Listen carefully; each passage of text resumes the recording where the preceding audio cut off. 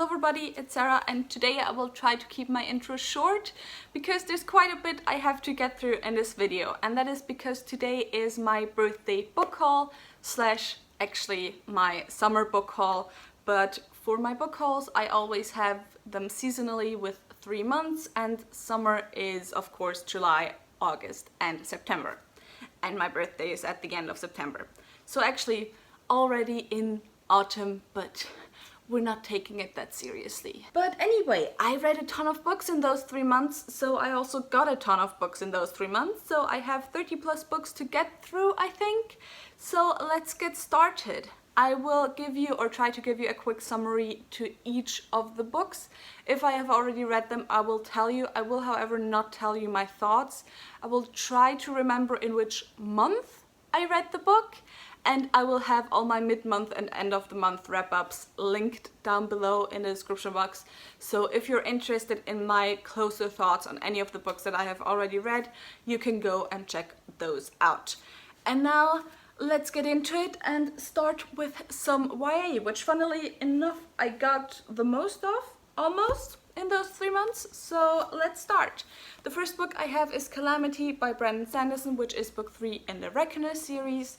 This series is set in a world where 10 years ago there was this thing that happened, this new star or sun appeared on the sky, and with that new star, some people just gained superpowers out of nothing, and they are now called epics.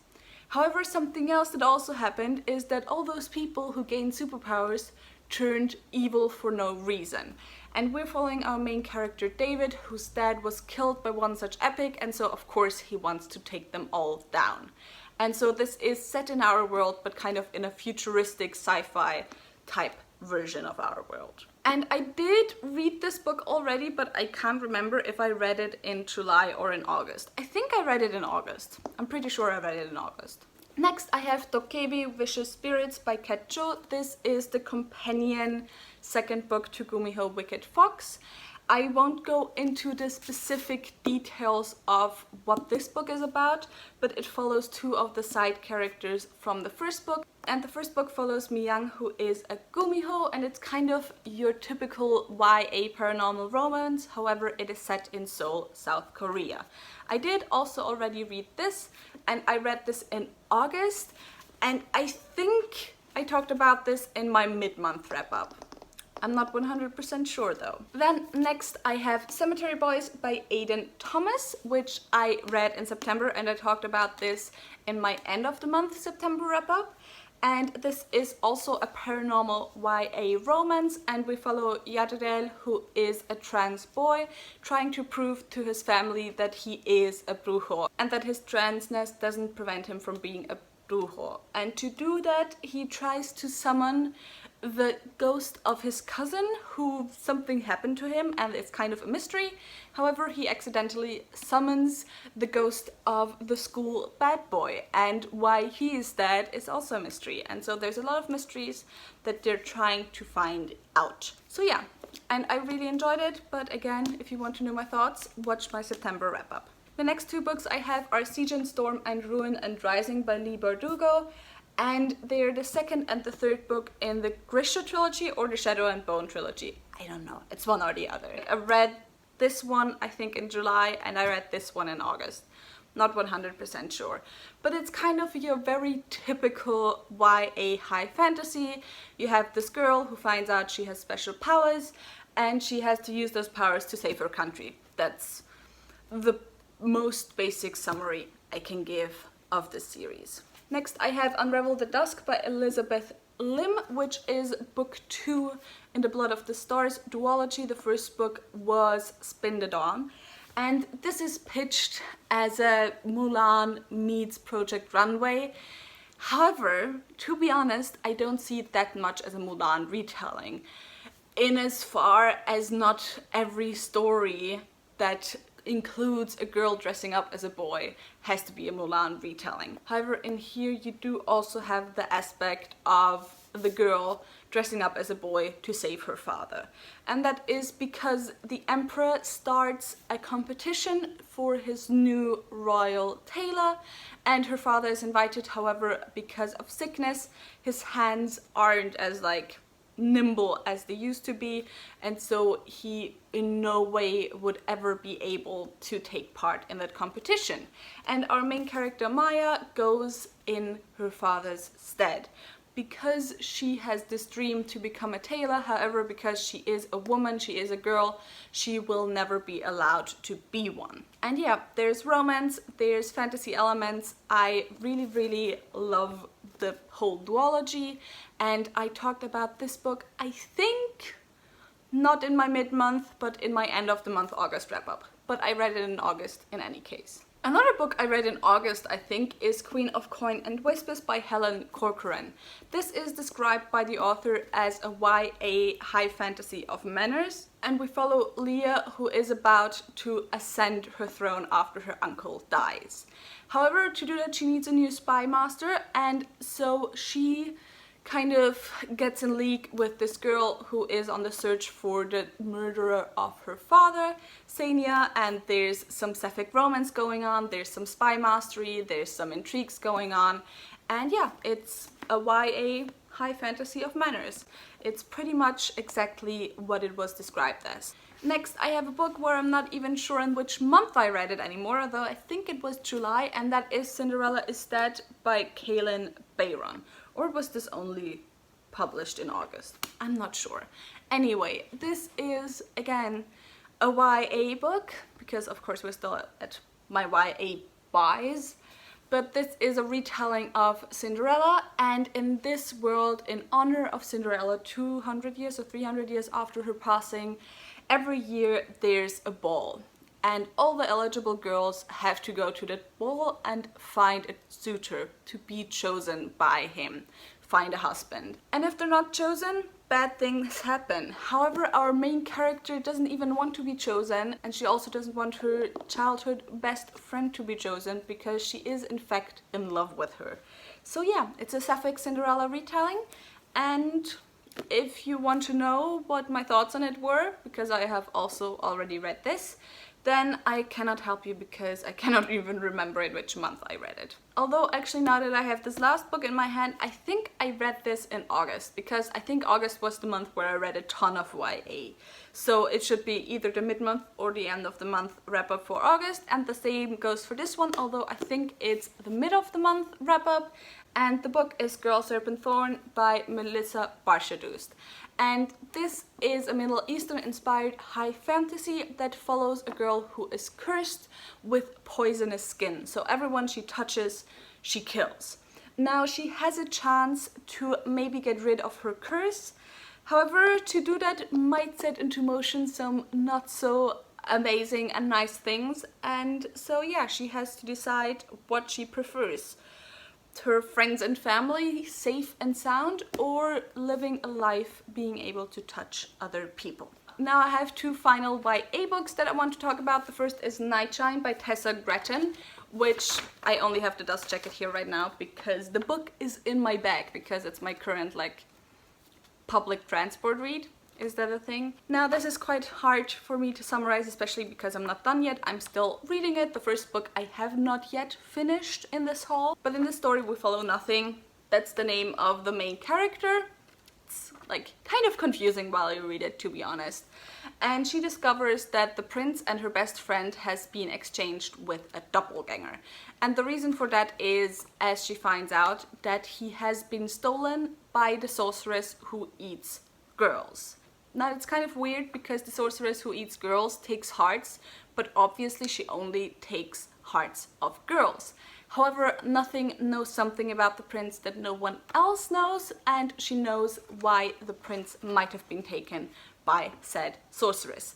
And overall, this book is amazing. There's a lot of genderqueer characters, there's a lot of trans characters, there's a lot of queerness overall. And yeah, obviously can't tell you about my thoughts yet because I haven't finished it yet, but I will tell you about my thoughts probably in my mid-month October wrap-up. And then the last YA that I want to talk about is Heart of Flames by Nikki Preto, which is book 2 in the Crown of Feathers series trilogy. I don't know how many books there's gonna be. And this is, I'm still gonna say, because I'm like 70% sure that this is a Mesoamerican, Southern American inspired YA high fantasy. I still haven't found any confirmation, but I'm like pretty sure.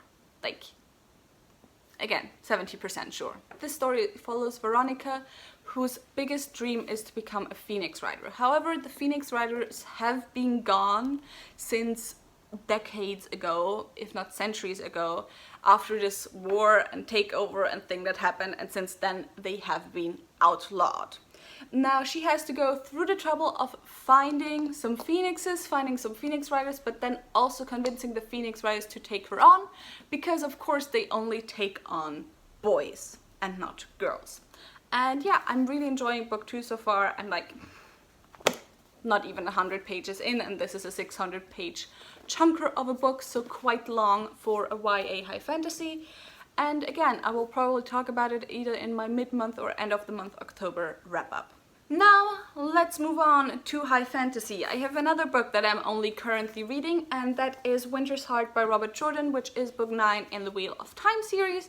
I am, as always, not going to try to summarize the Wheel of Time, because that's like really hard. It's a high fantasy. It's like an epic high fantasy 15-book series, and it's long. And I'm currently reading it. I'm about 130 pages in, and I'll talk about it in my mid of the month or end of the month wrap-up, or my thoughts on it. Then I have a book that I talked about in my end of the month September wrap-up, and that is Baptism of Fire by Andrzej Sapkowski, which is book 3/book 5 in the Witcher series, depending or not if you count the short stories as like entries into the series. This is book 3 after the short stories. And this series follows Geralt of Rivia, who is the titular Witcher, and Witchers are just people who hunt monsters for a living, and they have been like mutated to be better able to hunt monsters. Now Geralt's destiny is connected to the destiny of this child, Ciri, who is the child of the Elder Blood and might have something to do with like the destiny of the world. She's special in any case. Then I have both The Wolf of Odañado as well as The Icazar Falcon by K.S. Viloso. I have already read The Wolf of Odañado. I have not yet started The Icazar Falcon, and the two books are the first two books in the Chronicles of the Bitch Queen series. This series follows Talion, who has been the queen of her country for 5 years. She was supposed to also have a king, who is also her husband, because that was kind of the deal like years and years ago to end the civil war that tore her country apart. And of course her husband was from another faction than her. However, the day of the coronation, her husband just left and was never crowned king. Now 5 years later, she gets a letter from him asking her to meet him in this other country. However, some things end up going foul, and now she's stranded all alone in like enemy territory. And yeah, if you want to know what my thoughts were on book 1, go and watch my end of the month September wrap up. And again, book 2 I haven't read yet, but like the spines look really pretty next to each other. Next I have The Empire of Ashes by Anthony Ryan, which is book 3 in the Draconis Memoria series. I also read this in September, and I also talk about this in my end of the month September wrap up. And this series is set in a kind of steampunk style world where there's drakes. Drakes are basically dragons.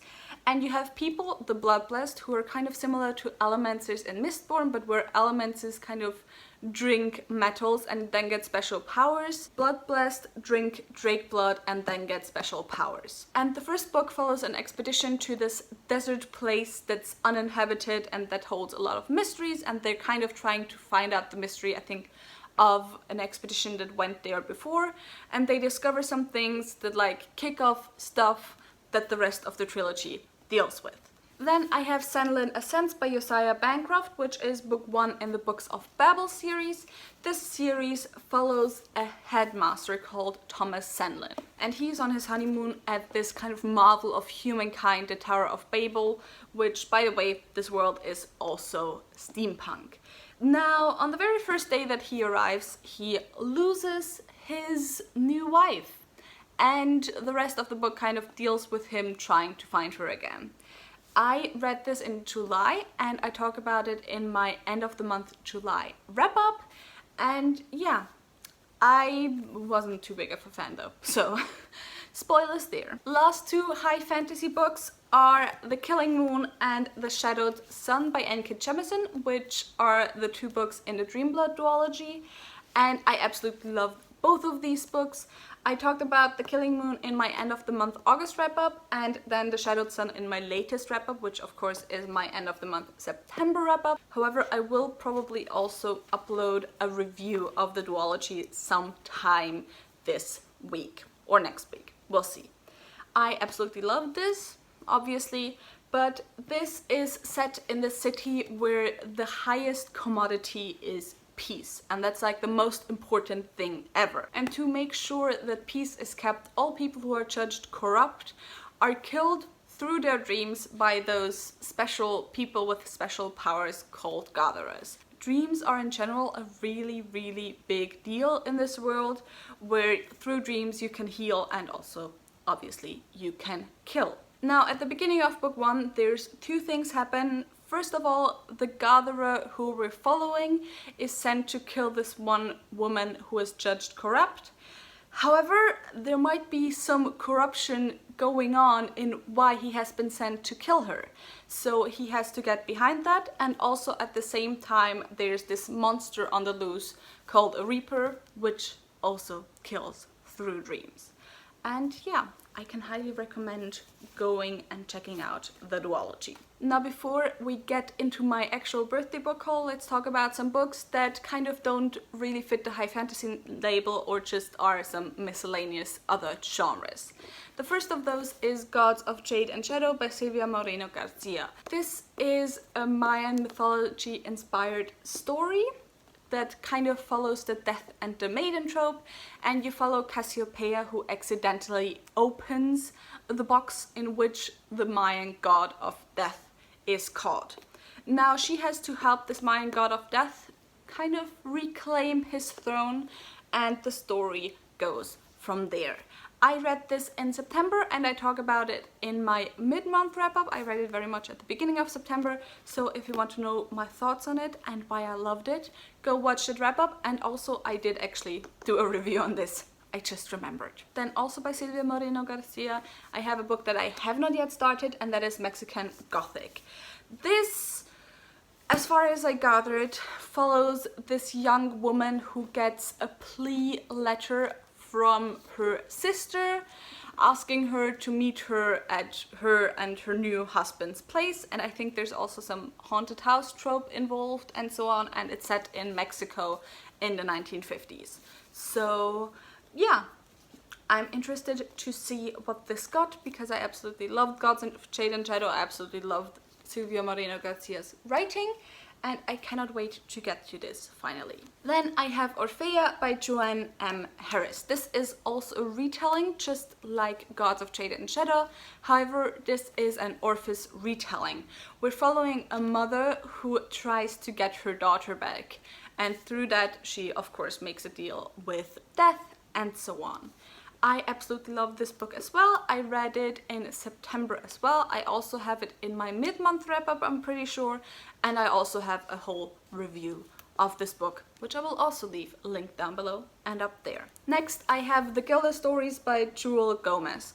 I'm not sure if I read this in July or in August, but I think I read it in July.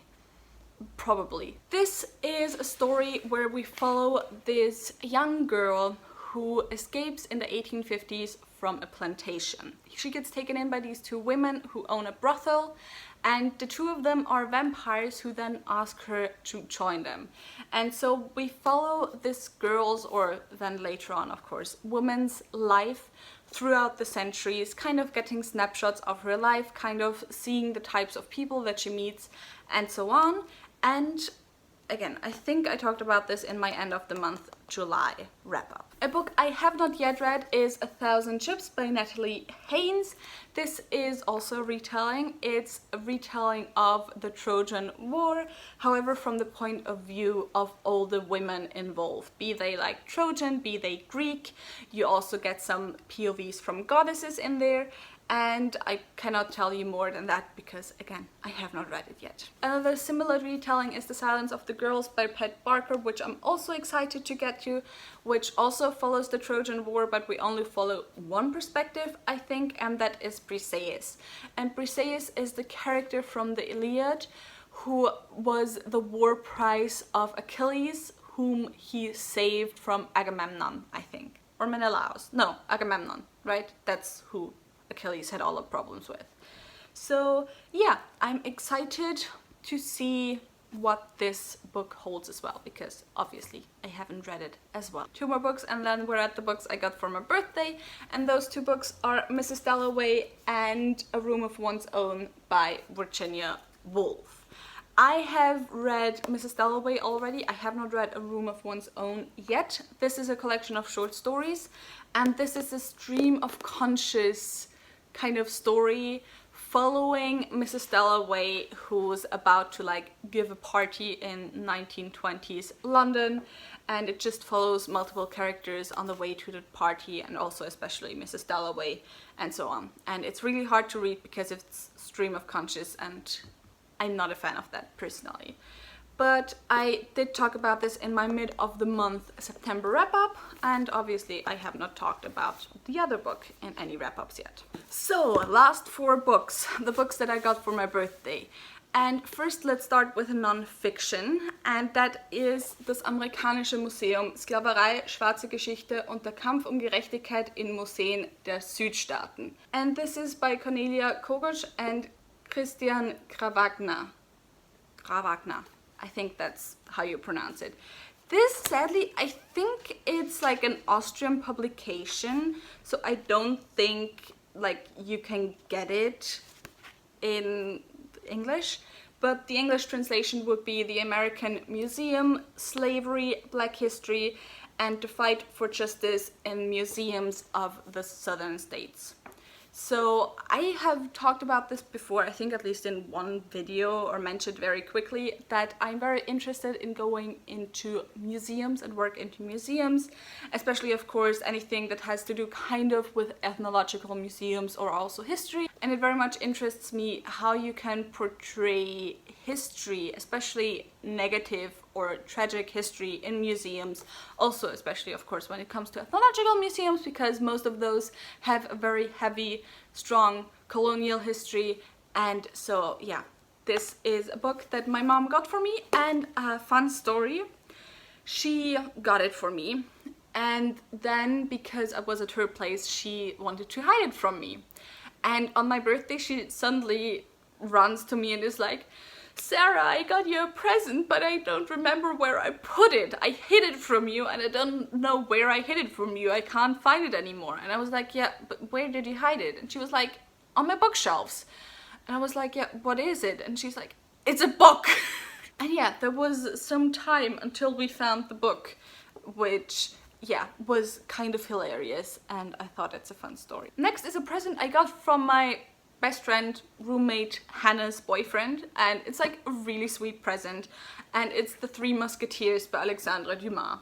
And I don't know if you can tell what this says, but it says signiert, which is signed in German. And when I opened the present, I was like, how the fuck is a book that was written 200 years ago, over 200 years ago, no, not over 200 years ago, but like 150 to 200 years ago, signed? But it's just, he just put the sticker on there because he kind of wrote a dedication into the book. And the reason why he got me The Three Musketeers is because back when I read The Count of Monte Cristo, we talked about like reading classics and reading French classics.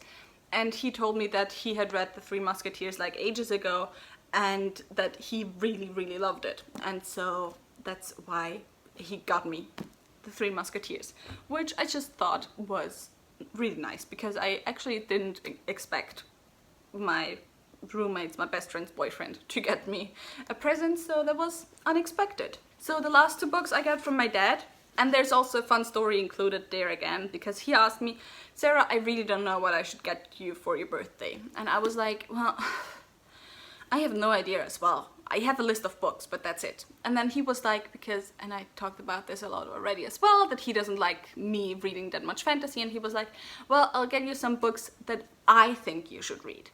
And I was like, Dad, I have a list of books that doesn't include fantasy. Don't worry, you don't have to like be scared that you'll have to buy me fantasy. And so I sent him my Amazon wishlist. So he got me 1 book off that wishlist, and then he still got me a book that he thinks I should read or whatever. But the 1 book he got me off the wishlist is Black Sunday by Tola Rotimi Abraham. And I don't know what it's about. I only know that it's about twin sisters living in Lagos in the 1990s, because that's like what I can gather very quickly from the summary. I just know that I really love, first of all, this cover, but also the other cover that I saw at my bookstore. And because of that, I kind of just read the description then a few months ago, and I've forgotten since what it's about.